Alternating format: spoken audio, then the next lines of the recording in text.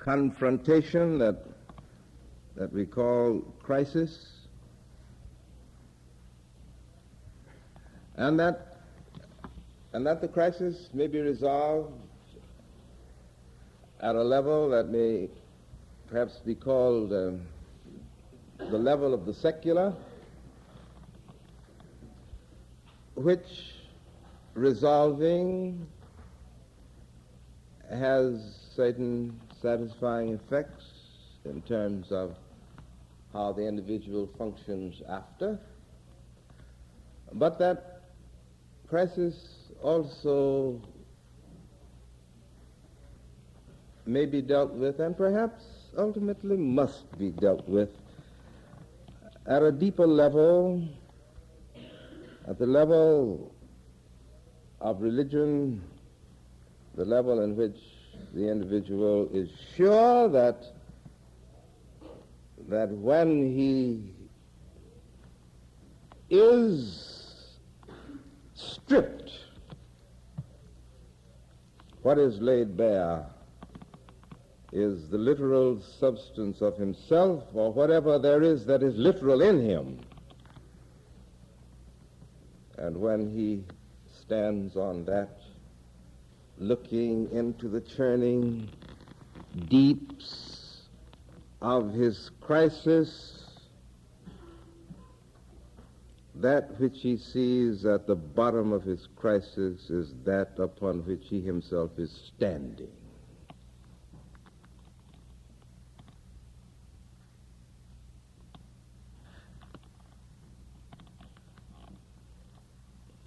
Of course, that's fairly simple.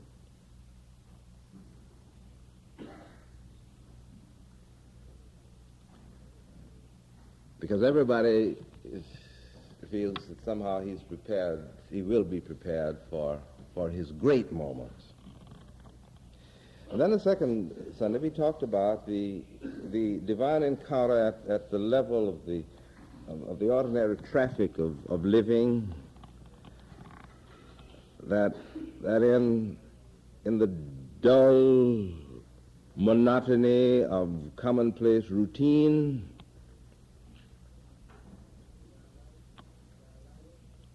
where life has worked us over until all the glory has been tamed out of us.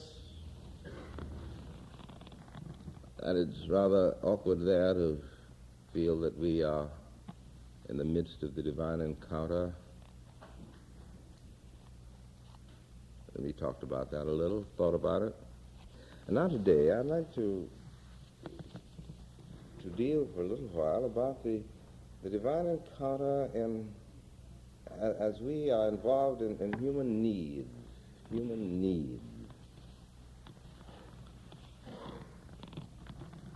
It is but natural that in any consideration of this sort, the dramatic picture that Jesus gives us about the climax of human history would come to mind. Do you remember the setting? It's rather melodramatic. The end of the age has come, and all of human life is brought to a point of tremendous focus. And the human race in this picture is divided into two groups, the sheep on the right and the goats on the left. And the judge is enthroned, and the people who are on the right are surprised that they're on the right, I suppose, and people who are on the left are surprised they're on the left. It's a general surprise all the way around. And the judge says that I was sick and you didn't come to see me. I was hungry, you didn't give me any food. I was naked, and you did not restore my self-respect by giving me clothes to wear. I was in prison, and you didn't visit me. And the conventional answer was, when did we see you hungry and didn't come to visit you or give you food? And when did we see you naked? without clothing you. And he said, the judge said, didn't you know that when you did this to people, ordinary people, any people, you did it to me? That in the encounter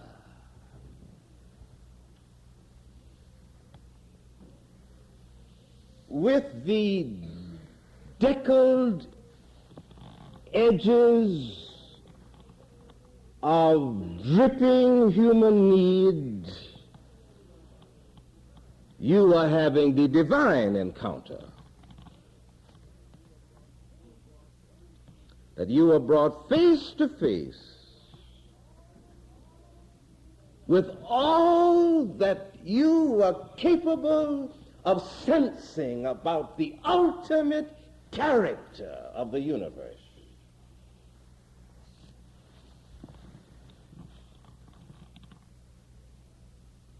And I'm very sorry, there isn't very much I can do now, because the history of your life is the judgment that is being passed on your life.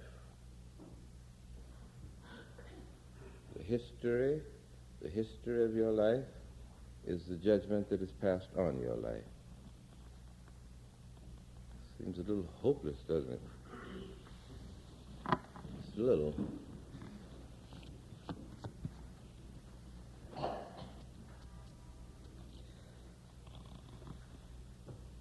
Now there are two or three things that I want to suggest, and I hope I can make them say them. The first is that in the presence of human need, there are two or three temptations that we face. One is to minimize the need. That's one of the temptations. To say that it is not really as bad as a person thinks it is. And then, of course, I'm always reminded of that famous Zulu proverb, which says that full-bellied child says to empty-bellied child, "Be of good cheer." You know, it's all right. We minimize. The temptation is to minimize it, and it's a very interesting thing to pursue that, but we won't. Why do we tend to minimize the suffering in the presence of which we stand, the need? All of it, first of all, you see, we minimize it because we relate ourselves to the need, and as we do, then we compare it with some other things. Why, you're having quite a time, I know, but I heard yesterday about a man who was so and so and so and so that in the light of what he is going through, your situation is rather mild. So that's one thing we do. And then sometimes we tend to reduce our exposure to the need, all under this general proposition, you see, of relating ourselves to the need, which is the basic aspect of the first part of what I want to say.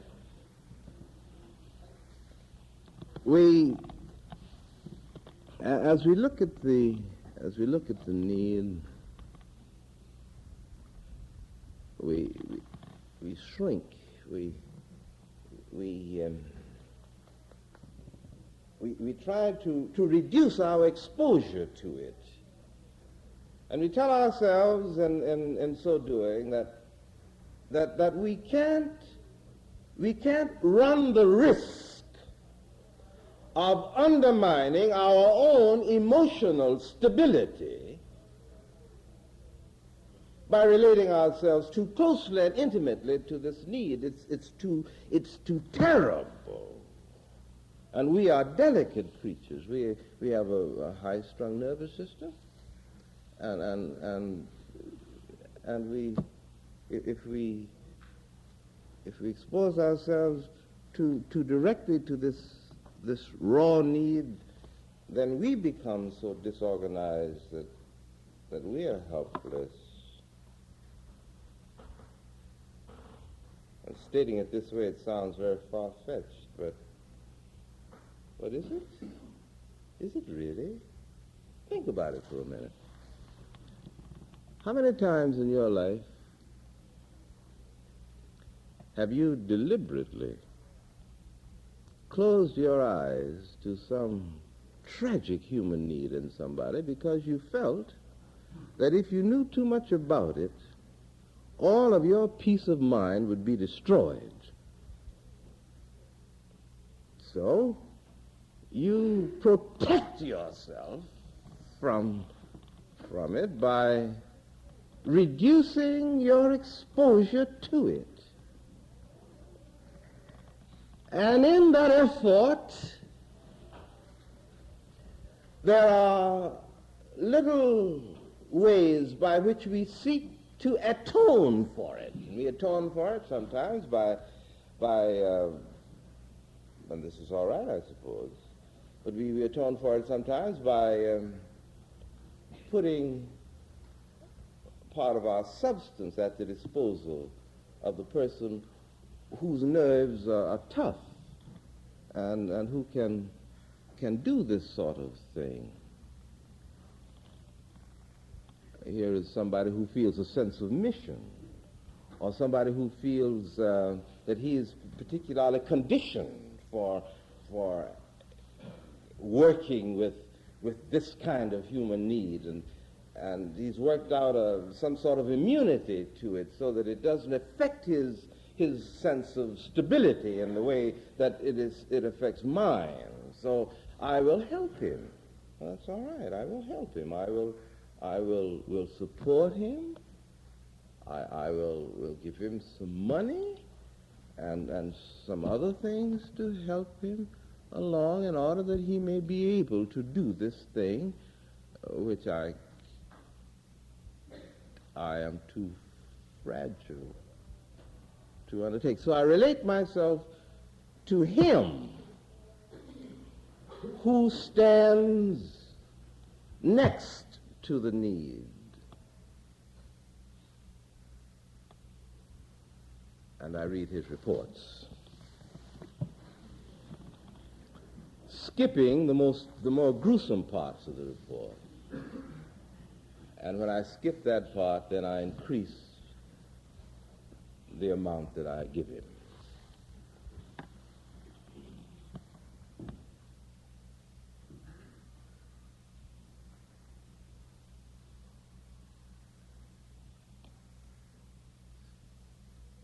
Curious, isn't it?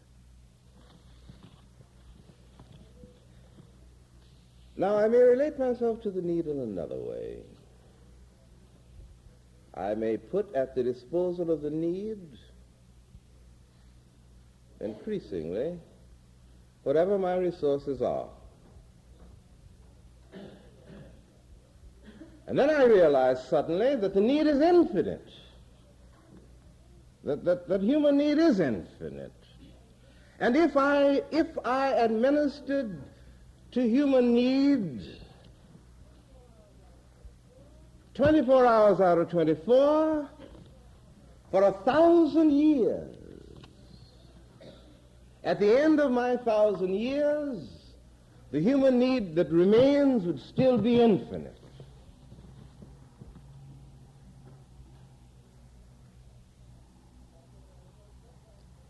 And I say to myself, since I can't meet the human need,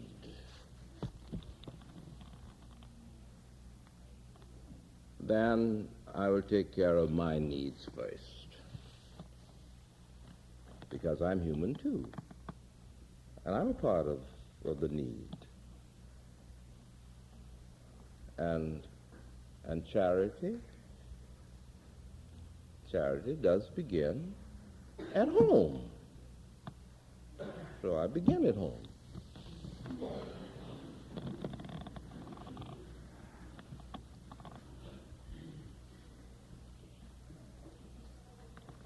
Now what happens if I relate myself to the individual who is the sick man or the hungry man? Now the moment I do that, then something extra is added to the picture. And the first thing that is added is a new dimension of realistic understanding about it. For instance, the natural effect of being hungry and not being able to get food to eat is bitterness and resentment. That's the natural result. I've never been in jail, but I imagine that if I were in prison this morning, even if I felt that I was in prison because I had violated some law and had been proven guilty, and society had sentenced me, I imagine, I don't know, but I imagine that in my cell this morning, I would feel that two or three things. One, that there are a lot of people who did things just as bad, but because they had money or because they had this or because they had that, they're free, and I'm here. And I would resent it. So I would, I think. Or I might say that if in the community in which I lived as a boy, there had been provided opportunities that were not available to me for this reason or that reason or the other reason, then I would not have gotten off on this wrong foot, so that society withheld from me that which was my heritage, and it sits in judgment upon me because I am suffering from that withholding, and that suffering has taken the form of this kind of behavior or that kind of behavior which runs counter to law and order. Or if I'm lonely and can't find a friend, one of the most natural things for me to feel is that people are unfriendly. And what sort of place is this? Nobody speaks much to you. Nobody says anything to you. You go on your way and nobody pays any attention to you. It's a cruel world. And then after I exhaust that, then finally I begin to feel sorry for myself and say, well, what's wrong with me? And I look in the mirror. What's wrong with me? Is there something about me that drives people away from me? The most natural reaction, that's what I'm getting at, the most natural reaction to these things that were listed here is a kind of bitterness and resentment and hardness, a certain kind of deadly cynicism, not even creative cynicism.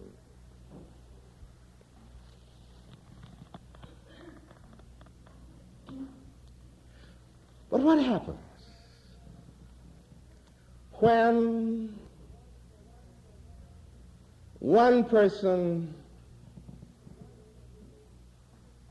relates himself to another person who is sick or who is in trouble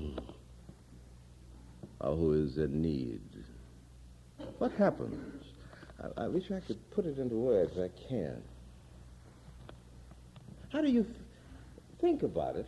Everybody preaches on little Thurman right in this part. Think about it. What what happens to you when you've been sick? Almost everybody in this room has been sick sometime, and sometimes over a pretty long time interval. What happens to you when somebody comes to see you, and that person seems to relate himself or herself directly to you, not to your gout or to your tuberculosis, don't get to you through your malady, but they seem to cut right through that and touch you.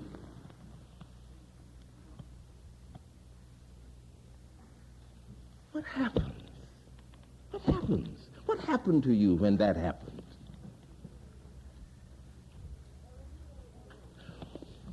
Or if you've ever been lonely, really lonely, not just not feeling well, not because you didn't sleep well or something's wrong with your digestion, but just really lonely, an authentic depression.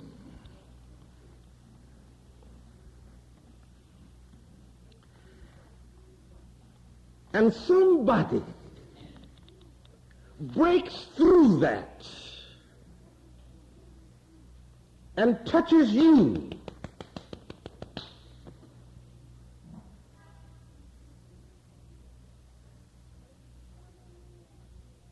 And suddenly you feel under no necessity to talk about how lonely you are.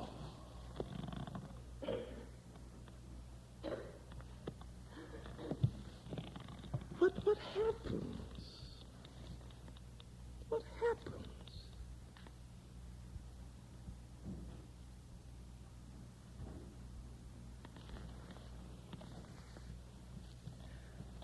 I don't know. I'm not wise enough to say it. But it's something like this, isn't it? That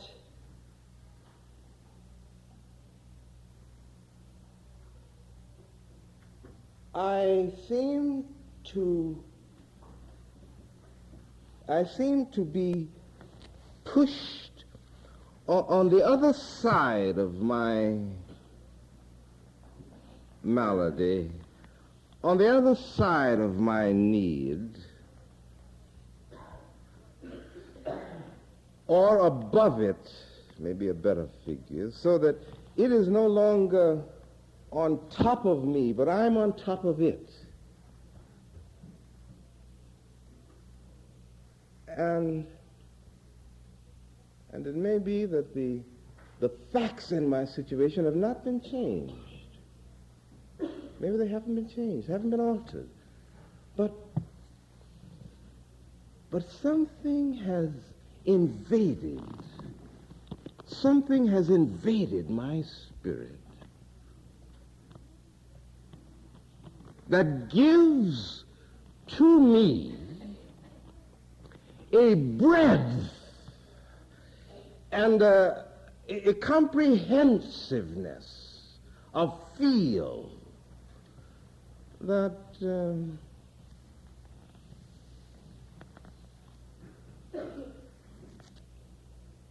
that makes me know that not only can I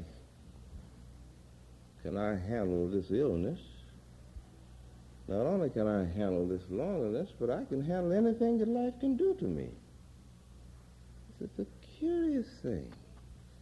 I remember when I was in divinity school, I invited a doctor to talk to my class, to our class.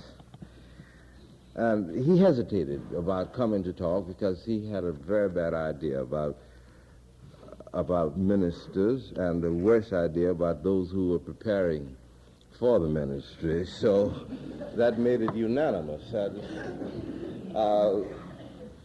But he agreed to come anyway. And he talked to us about the medical profession. which is very surprising.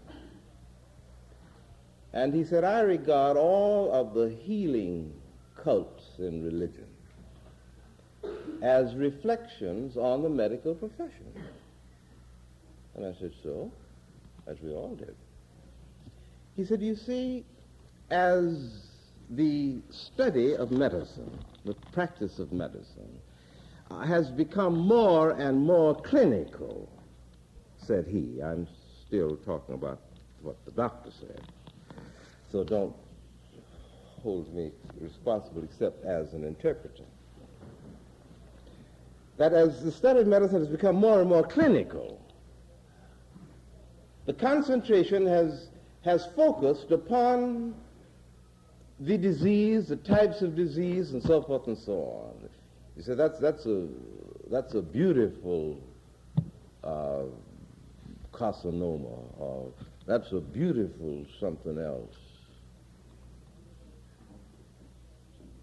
And it has deconcentrated upon the personality who's wrestling with the malady. And he said, as the personality became more and more isolated, stranded, separated from his involvement as to his body,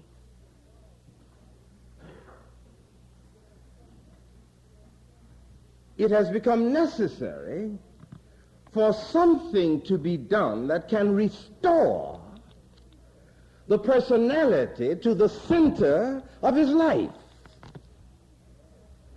And he said, the old country doctor had that. He said, my father was a doctor in a little town outside of Leroy, New York, and that meant it was pretty small because Leroy is very tiny. And my father treated John Smith, who had typhoid fever. He did not treat the typhoid fever that John Smith had. And therefore, he said, when my father walked into the room, the sick room, he dealt fundamentally with the personality of the sick man, and his job, as he sensed it, was to put a quality of affirmation in the sick man that would bottom the tensions of his body.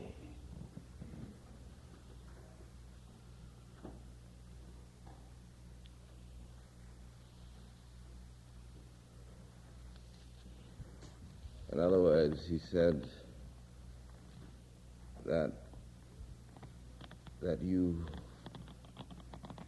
the encounter is not with the disease, as important as that is, but the encounter is with the person.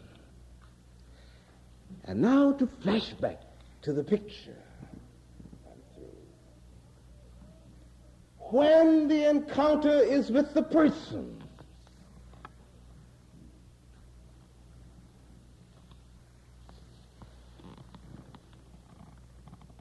the encounter is with God. God.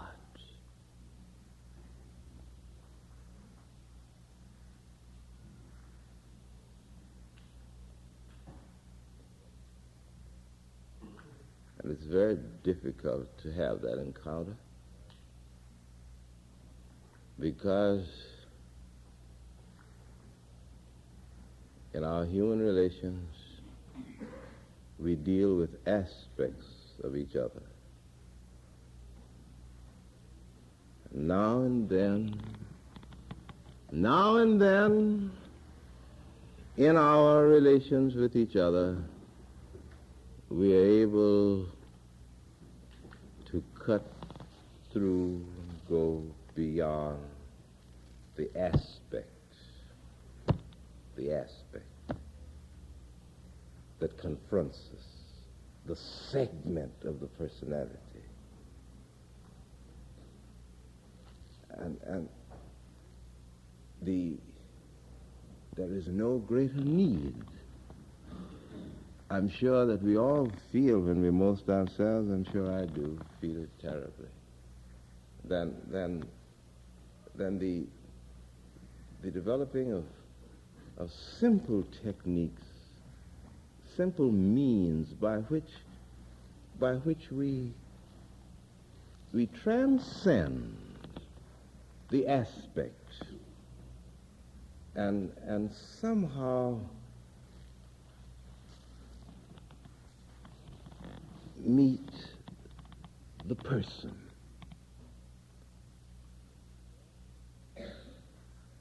You thought, said the teacher, that when you administered to a hungry man,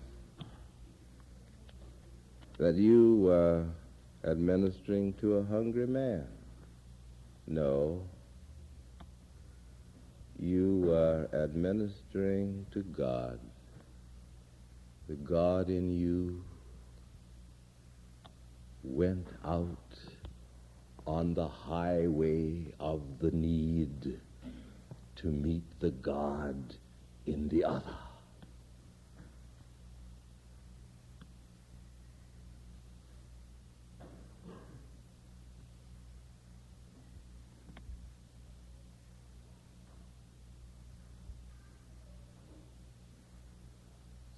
It makes living